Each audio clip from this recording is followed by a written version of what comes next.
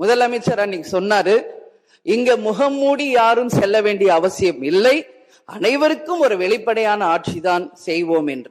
அப்படி இருக்கையில் முதல்வர் அவர்களை சந்திக்க யார் முகத்தை மூடிக்கொண்டு அன்று வாகனத்தில் சென்றார்கள் என்பதை நிச்சயமாக மக்களுக்கு தெரியப்படுத்த வேண்டும் என்பதை இந்த நேரத்திலே நான் கேட்டுக்கொள்கிறேன். ஏன்னா அதற்கு காரணம் குதிரை பேரம் என்றால் இதைவிட ஒரு தலைகுனிவு இந்த வரலாற்று சிறப்புமிக்க அவையில் எதுவுமே கிடையாது. நிச்சயம் முதல்வர் அதற்கு பதில் சொல்வார் என்று நான் எதிர்பார்க்கிறேன்.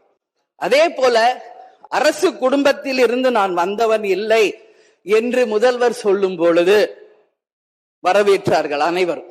ஆனால் இன்றைக்கு அவருடைய ராஜகுருவாக இருப்பவரை மிஸ்டர் ரத்தன் பண்டிட் என்பவரை அரசியல் சிறப்பு அதிகாரியாக அரசு வேலையில் அமர்த்தியதை ஒட்டுமொத்த தமிழக மக்கள் சார்பாக வன்மையாக இந்த வரலாற்று சிறப்பு மிக்க அவையில் நான் அதை குறிப்பிட கடமைப்பட்டிருக்கிறேன்.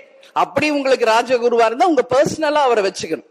பட் அவரை அரசு உயர் பதவியில கொண்டு வந்து இளைஞர்களை நம்பி மக்கள் வாக்களிச்சிருக்காங்க. இந்த இளைஞர்களுக்கு நீங்கள் என்ன உதாரணத்தை சொல்கிறீர்கள், என்ன வரலாற்றை நீங்கள் சொல்ல விரும்புகிறீர்கள், வருங்கால இளைஞர்களுக்கும் எதிர்காலத்திற்கும் இதன் மூலம் என்ன மெசேஜ் நீங்க சொல்றீங்க அப்படிங்கறத நிச்சயம் தெளிவுபடுத்தணும்.